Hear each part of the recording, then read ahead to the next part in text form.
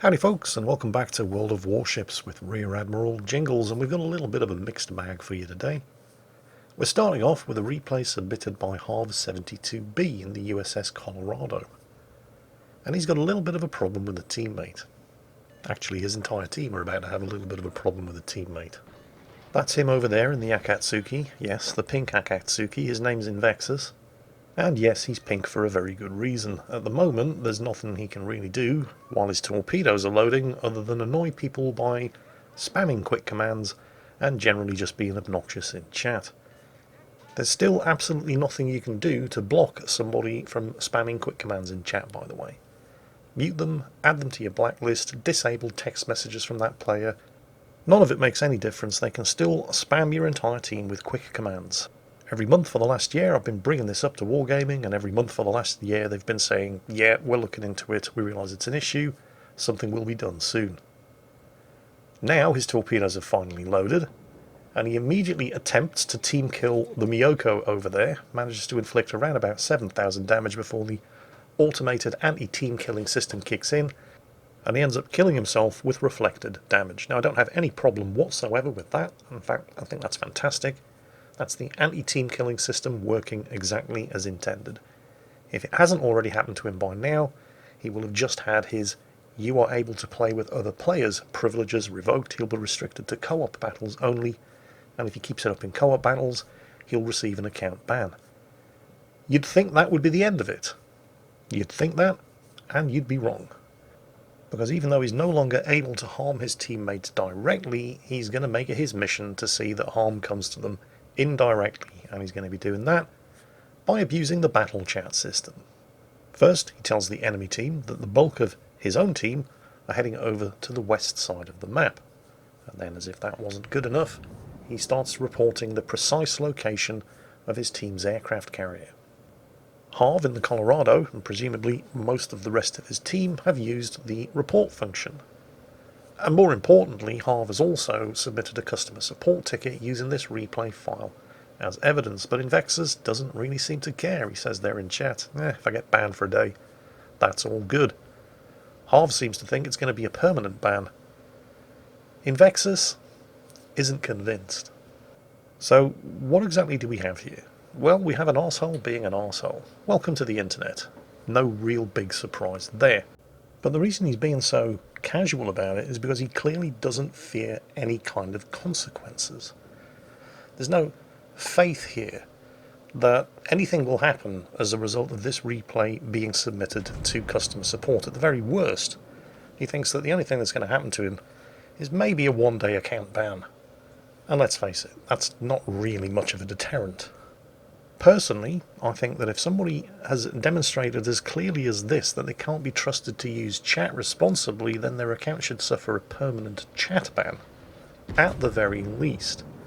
But I don't work for Wargaming, so I got in touch with a bunch of people who do. And I also know that Harv72B in the Colorado, at the very least, has submitted this replay with a complaint to North American customer support.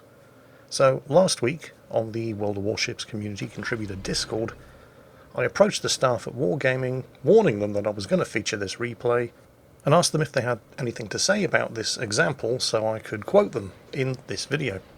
Now, what I wasn't expecting, thanks to data protection laws, was a detailed account of what, if anything, happened to Invexus as a result of Harv72B submitting this replay to North American customer support. And I think that this is probably the most frustrating part about submitting a customer support ticket, because you don't get any kind of resolution other than, thank you, we're looking into it, or your case has been resolved. Because of data protection laws, customer support are not allowed to tell you what, if anything, happened as a result of your submitting a ticket in the first place. So it's not surprising that most people appear to think that nothing actually gets done. Invexus certainly doesn't seem to think anything is going to happen. And while Wargaming weren't able to provide me or you with specific details because of data protection laws, they were able to give me an outline of what you could expect to happen to somebody if a customer support ticket was raised in circumstances like, well, these. And I'm quoting Chrysantos here, who's the senior community manager for the EU server. What we can't do, and that's due to data protection restrictions, we can't share what sanctions are applied in specific cases, since it would be sharing information about that specific player. But I can tell you how our system works in general. We have automated systems, which we've seen, the automated team killing system in action right at the start of this battle, and the manual part which kicks in when you contact customer support. Let's take a current example. Player gets team killed and sees that the guy also tries to disrupt the gameplay experience of the rest of his team by sharing positions of team members. In such a case, our customer support agents review the replay. This is why we request replays, to be able to check ourselves what happened, and I'm going to expand on that in a moment myself. They then act according to the internal sanction catalogue that they have. Unsportsmanlike conduct usually leads to an in-game ban for a certain amount of time, but the sanction can be further increased if the player commits the same violation again and leads up to a permanent game ban. So, nothing there that we probably hadn't either already heard or weren't expected to hear, but arseholes like this Invexis character are clearly unimpressed at the threat of having a customer support ticket raised against them. Why is that? Why is it that he clearly doesn't think anything is going to happen to him? And I think the answer to that, well, there are two parts to it. First, it's a question of perception, and then it's a question of fact. Let's deal with the question of perception first. Why is it that people have this perception that raising a customer support ticket is a complete waste of time? Well, again, it's to do with data protection. You never get a sense of closure if you go to the trouble of raising a customer support ticket against a player who's behaved in a fashion similar to this, because you never find out what happened to them. The internet is positively awash with examples of people being arseholes in online gaming just like this. But where are all the examples of the punishment that happens to them? There aren't any. Because of data protection laws, Wargaming cannot go into detail about what happens to people when a customer support ticket is raised against them. So we have all of these examples of people being twats, and no examples of them getting any kind of justice. So it's unsurprising that people think that nothing happens, because nobody is seeing anything happening. In fact, the only things that we're really seeing are people being arseholes and then bragging that nothing is going to happen to them about it. In fact, I'm pretty sure that if you were to look hard enough, you could probably fairly easily find many examples of people who regularly behave like this, bragging on the forums or on Reddit or wherever that nothing ever seems to happen to them. And thus we get on to the second part of the problem. The first part was the perception, and the second part was the fact. I have very little doubt that behaviour like this rarely gets punished. And the reason for that is partially Wargaming's fault, but it's also partially ours. How is it partially Wargaming's fault? Well, remember, if you are going to submit a customer support ticket, you must include a replay file. Otherwise, it's pretty much just your word against theirs. But World of Warships has been out about 3 years now, and it's only very recently that replays have been enabled in the client by default. Replays have been available in World of Warships since the alpha test, but unless you knew how to go into the game files and modify them in order to enable the replays, you didn't have any replays. So the overwhelming majority of players who are quite casual about playing World of Warships would never have had a replay file to submit to the customer support agents in the first place. So even if they'd gone to the trouble of raising a ticket, absolutely nothing would be able to be done about it, because they had no evidence to back up their claims. Well, that's changed now. Replays are enabled by default. Your last 30 battles are saved in the replay folder. So now, if something like this happens, you can raise a customer support ticket. But people don't raise customer support tickets because of the perception that nothing is going to happen. Well, we don't have that excuse anymore, because now we have the replays and nothing will happen unless we actually raise those customer support tickets. So I guess the moral of this story is, check your replay folder, submit those customer support tickets, and we can stamp these arseholes out. And now for something completely different. This is, and I love his name by the way, Weebs beware, this is I Sank your Waifu. Watch out, Weebs, he's gonna get you. In the USS Atlanta, premium tier 7 US Navy light cruiser, and one of my favourite ships in World of Warships. Atlanta was the lead ship of a class of 8 light cruisers developed for the US Navy during World War II. They were designed for the purpose of escorting task forces and protecting them from air attack. They were armed with a huge array of not only 40mm anti-aircraft guns, but also all of the main gun batteries were dual-purpose 5-inch guns that could be used in the surface or the anti-air role. They were notoriously poor surface combatants, however, because they basically had no armour. However, the fact that the Atlanta and all of the Atlanta-class ships were never really designed as surface combatants doesn't mean that they were never used as surface combatants. And this is an old problem. The battlecruisers of the Royal Navy during the First World War were never supposed to be used with the battleships in the main line of battle, but they had battleship guns, so they were used with the battleships in the main line of battle. Predictably enough, when they came under fire from actual battleships in the German High Seas Fleet, particularly at the Battle of Jutland, they blew up with spectacular results, something that for some reason seemed to surprise people at the time. Then of course you have the example of the tank destroyer force of the US Army in World War II, and specifically here I'm talking about machines like the M18 Hellcat. Machines that were never supposed to be used as tanks, and which were, when actually deployed in accordance with tank destroyer doctrine, spectacularly effective in that role.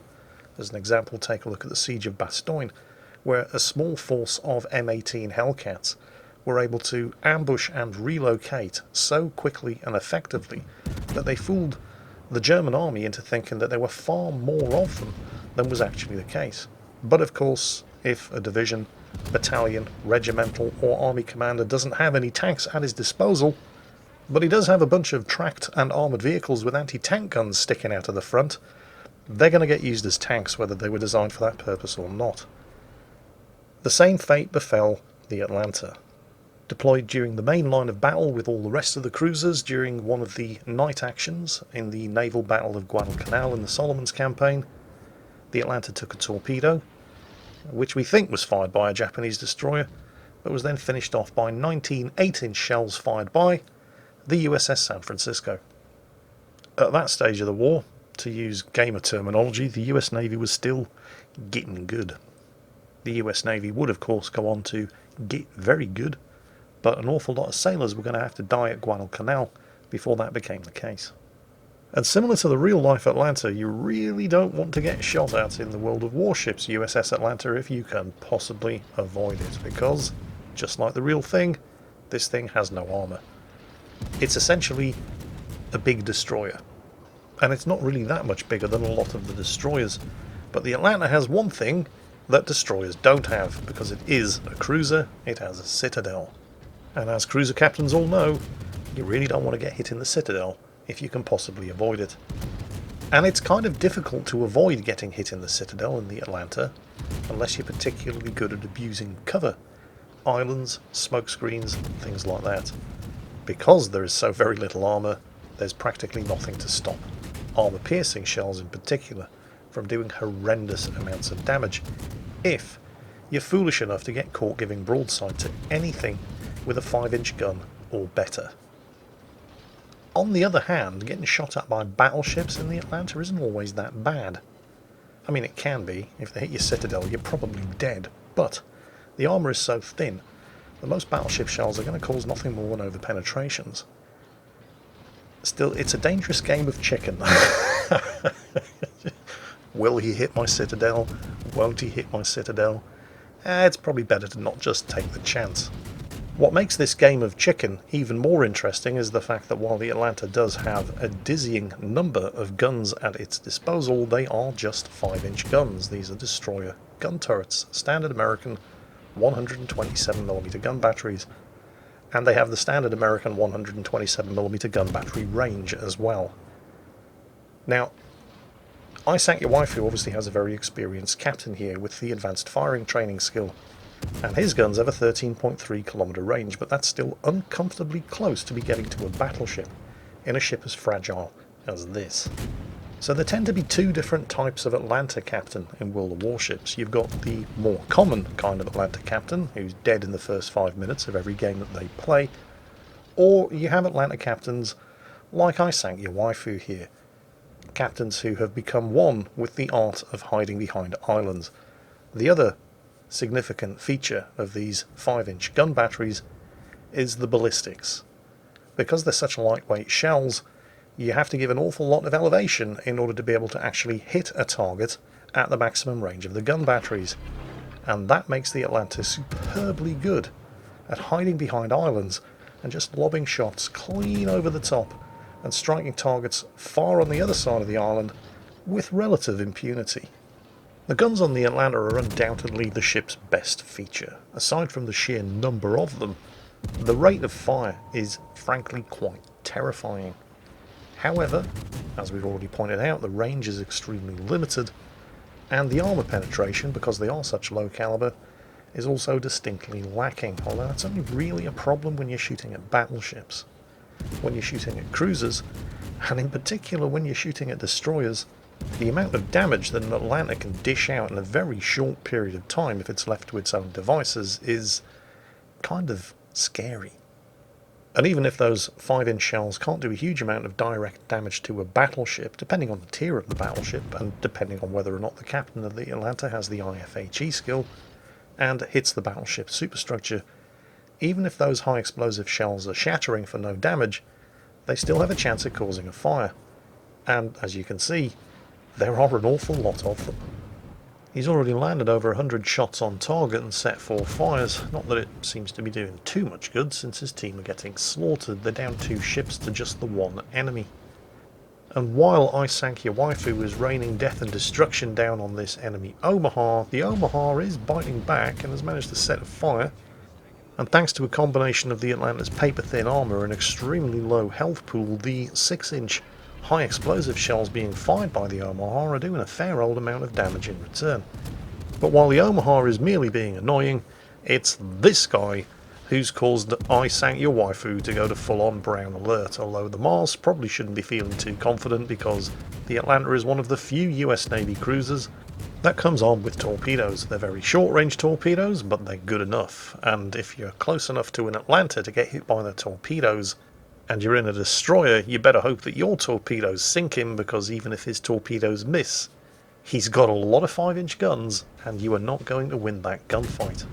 Now that torpedo hit from the Mars is going to cause I Sank Your Waifu some problems, although not as many problems as that Kirov is just about to suffer because he was shooting at a Duke of York when he should have been shooting at I Sank Your Waifu. But with his damage control on cooldown after extinguishing the fires set by the Omaha, he's going to continue to flood, and that is of course also going to affect his speed. But he kind of likes it behind this island. He's not really going anywhere in a hurry. He's no longer detected. Floods don't last forever, and they're not the ship killer that they used to be, now doing more or less exactly the same amount of damage as a single fire. So with the immediate threat posed by the Mars and the Kirov taken care of, and he's once again managed to go undetected, and they've pulled back a couple of kills for the team, although the enemy team are still ahead on kills, and more importantly, they're ahead on destroyer kills. Waifu's team is now completely bereft of destroyers, so the enemy team enjoy not just a numerical but also a scouting and spotting advantage. However, that Duke of York over there appears to be suffering from what I can only describe as a bit of a pants-on-head moment. Whether he realises it or not, he is sailing straight into the middle of a crossfire between the Congo, which is kind of bad, and the Nagato over there, which is incredibly bad. The Nagato is armed with 16-inch guns, and he's basically given broadside to both of them. So, trying to help him out, Waifu set a fire on the Nagato, although the Nagato has immediately extinguished it, so his damage control's on cooldown. He's launched his torpedoes against the Congo. The Duke of York takes the Congo out, which is kind of unfortunate because the torpedoes would almost certainly have sunk him. But you can kind of understand it because the Congo was the closest target and therefore the easiest to kill. But the Duke of York is now perilously low on health. Waifu's managed to set an additional fire on the Nagato, and since the Nagato used his damage control earlier to extinguish the first fire that Waifu set, that is going to continue to burn. The Duke of York has turned away from the Nagato, and I presume that he's done that to reduce his target profile and reduce the chance of taking a hit, but what that also means is that all of his guns are now pointing in the wrong direction, and it's going to take him some time to get them turned around. But then the Nagato suffers from what I can only describe as a pants-on-head moment of his own. Not entirely sure why he's turning to give pursuit to the Duke of York, because he's now giving broadside to the Colorado that's shooting at him. And turning like that is not going to reduce the chances that the Atlanta is going to continue peppering his superstructure with high explosive shells, setting additional fires. The Duke of York has at least managed to get its rear turrets turned around, and yeah. Not quite sure what the plan was there, Nagato, but it didn't work. Whatever the plan was, I'm sure it seemed like a good idea when he came around the far side of the island and he had the Duke of York sandwiched between himself and the Congo, but... So the low-health Duke of York survived, the two Japanese battleships didn't, although he's probably not going to survive for much longer because he's got a Leon charging him. Yep, the Leon finished off what the Congo and the Nagato started. But I Sank Your Waifu is already repositioning as the Leon swings its gun turrets around to track him, and he's behind the next island, effectively invisible, and it's time for the Leon to suffer the death of 1,000 cuts, as the Atlanta once again does Atlanta things to battleships. Judging by the amount of damage that his salvos, when they hit, are doing to that Leon, I think we can safely assume that, as well as having the advanced firing training skill, I Sank Your Waifu is also a big fan of the inertia fuse high explosive shell skill.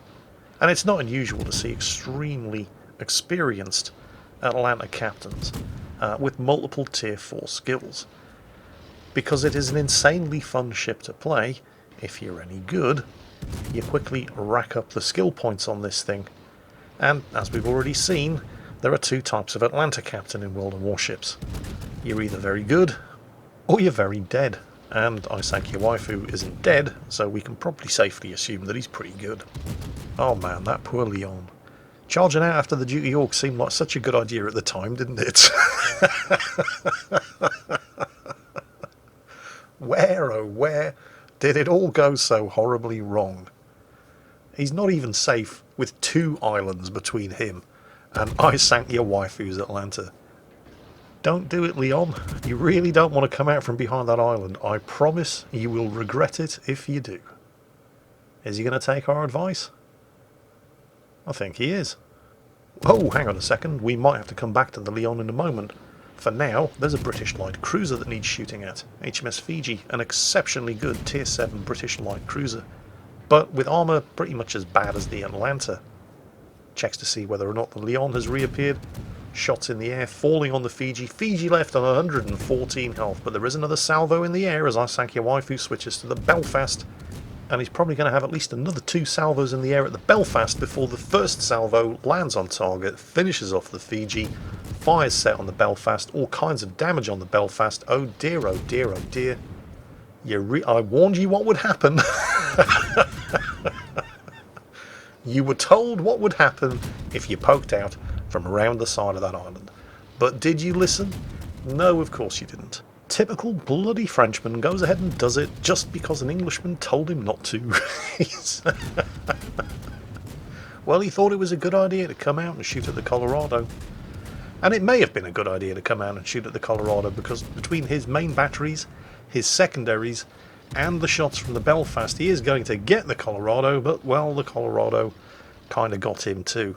Although I think it's fairly safe to say that the lion's share of the damage was not done by the Colorado, and was in fact done by I Sank Your Waifu in the USS Atlanta.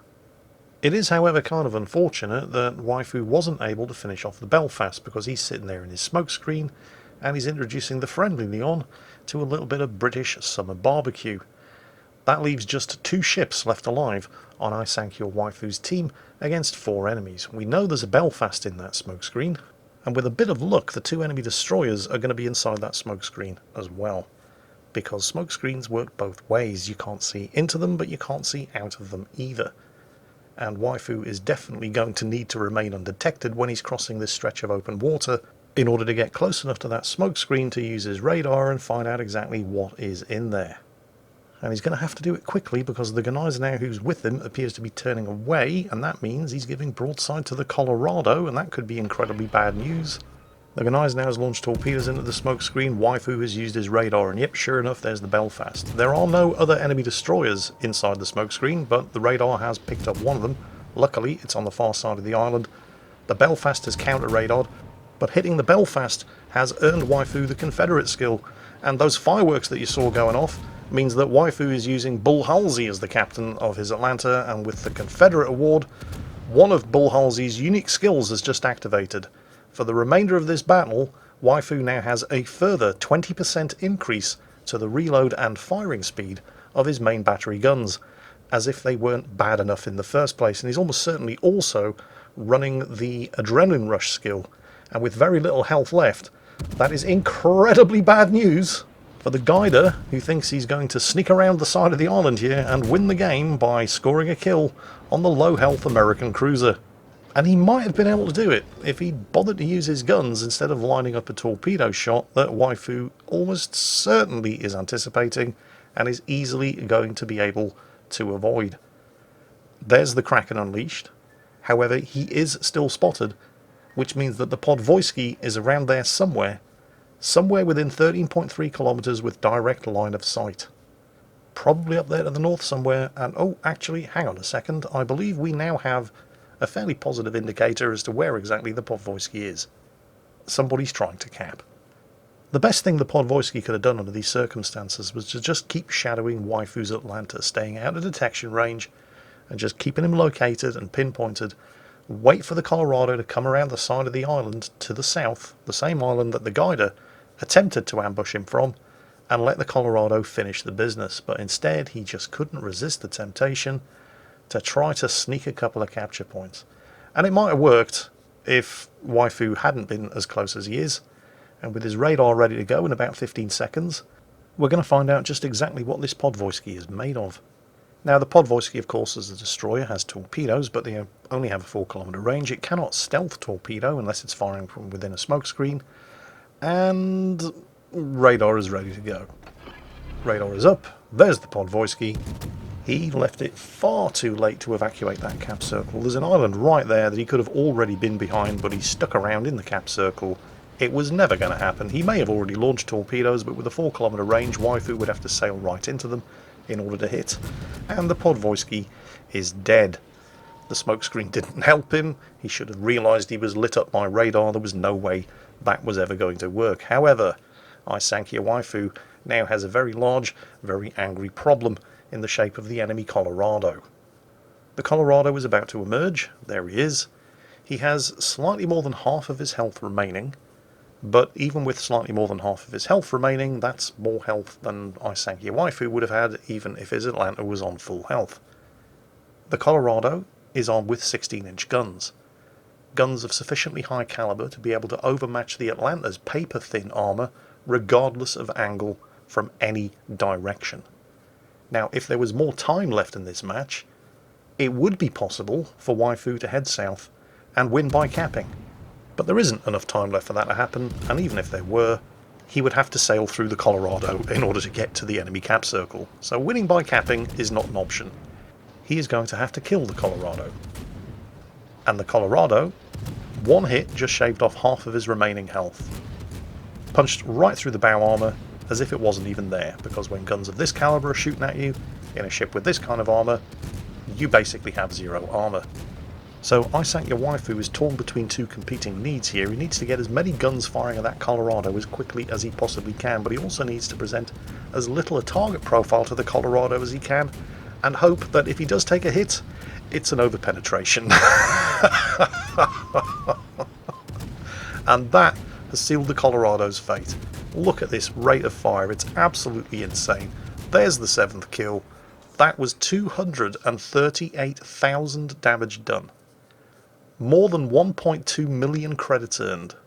That is the 6th highest amount of damage registered in an Atlanta on the EU server. Yes, unbelievably, there are 5 people who've done more damage than that. And it's the 8th highest amount of damage registered in an Atlanta globally. So, Sank Waifu, you've got a lot to be proud of as a result of that game. It was very entertaining, very well played. Thank you so much for sending the replay in. Everybody else, I hope you enjoyed it. And as always, take care, and I'll catch you next time.